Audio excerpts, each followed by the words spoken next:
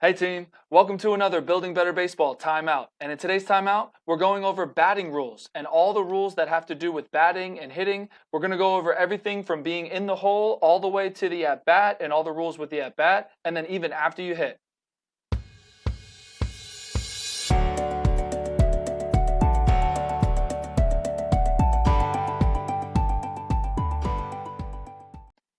Remember, I'm Coach Hart, and in these timeouts, I teach you the rules of baseball and I teach you how to play the game. So let's get into batting rules.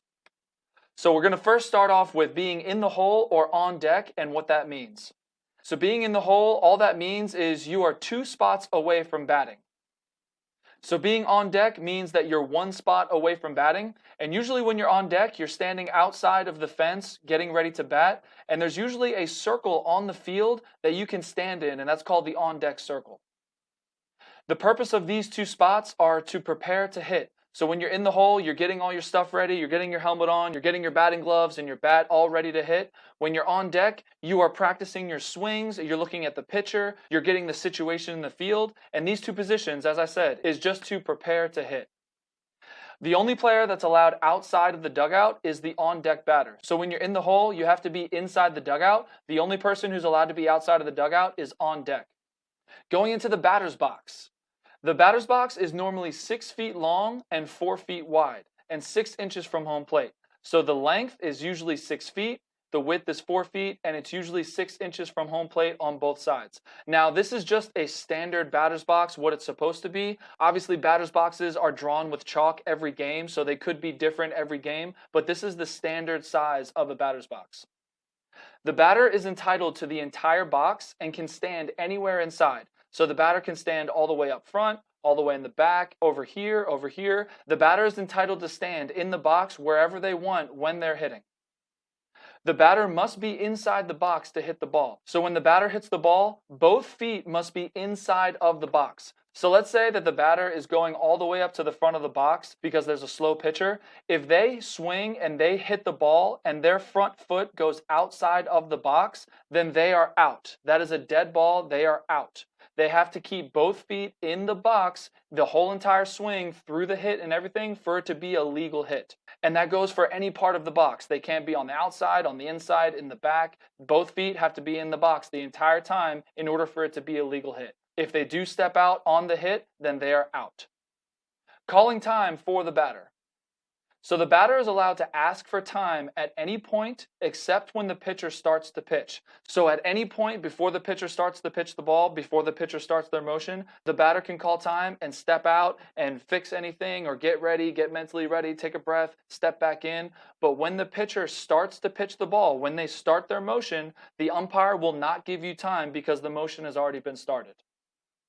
The batter can hold time while settling in. So as the batter puts their feet into the box, they can hold up their hand and hold time, and the umpire will almost always give you that time while you're settling in and you're doing your routine before you start to hit. So as you're stepping in, you see batters hold up their hand like this. That's what they're doing. They're calling time. So the umpire holds the hand up like this, calling time to the pitcher. Pitcher, you can't start yet. Once the batter pulls down the time, they're all ready to go. Then the umpire will point to the pitcher, and then that's the cue for the pitcher to start the motion. Time is not a definite. It must be given. So this is a huge thing for batters that not a lot of batters know, right? Once the batter steps into the box, the pitcher is allowed to pitch the ball, even if the batter's not ready. If the batter's looking down and getting all ready and they don't have time held, the pitcher can start the motion because the batter's both feet are in the batter's box. The batter has to hold time and the umpire has to give you time in order for the pitcher not to pitch the ball. So if you're ready to hit and you're all getting up ready and then all of a sudden a bug flies in your eye, you have to call time, but the umpire has to give you time. He has to grant you time. He usually will, but not always. So time is not a definite. The umpire has to give you time. Swing at your own risk. So there are no rules that say the batter must swing at any point. It's the batter's choice. So the batter, if they want to, they could go up there and not swing the bat. Just hold the bat on their shoulder. There's no rule that says they have to swing. If the batter swings, it's a strike, no matter what. It doesn't matter where the ball is. It doesn't matter what timing your swing is. If you swing the bat after the ball has left the pitcher's hand, then it is a strike. Obviously, if you swing and the pitcher hasn't pitched the ball yet, it's not a strike. But as soon as the pitcher lets go of the ball and you swing, it doesn't matter where the ball is. It doesn't matter when you swing. That is a strike. And that's what we say here. Timing of the swing and the location of the pitch does not matter. If you swing and the ball is released, then that's a strike. Checked swings. There's something called checked swings in baseball. And a checked swing is when the batter does a half swing or doesn't swing all the way through. Basically, they start their swing and then they stop. The umpire determines if the swing is an attempt at the ball. So this is the determination of a checked swing. There's no real set rule of a checked swing and what it is, but the umpire determines if you were trying to swing an attempt at the ball. That's the definition of a checked swing. The general rule is the barrel of the bat can't cross over the front of home plate. So this red line right here, that's the front of home plate. Usually the general rule for a checked swing is if the barrel does not cross the front of home plate, then it is not a strike and it is not a swing. But if the barrel crosses over that front of the home plate, usually it is a swing. Some umpires go by the breaking of the wrists, where if the batter swings through and they break their wrists, that's a swing. A lot of umpires have different ideas about what a checked swing is, but a general overall rule is the barrel positioning over home plate. If the barrel crosses over the front of home plate, usually they will call it a swing. If they hold it back, then it's not a swing. After the hit. So once the batter hits the ball, it's their choice to run to first base or not. There is no rule that says the batter has to run to first base. And that's what we say here. There's no rule that says they must run. If the batter hits the ball and they want to stand in the batter's box, that's their choice. They can do that if they like. There's no rule that says they have to run.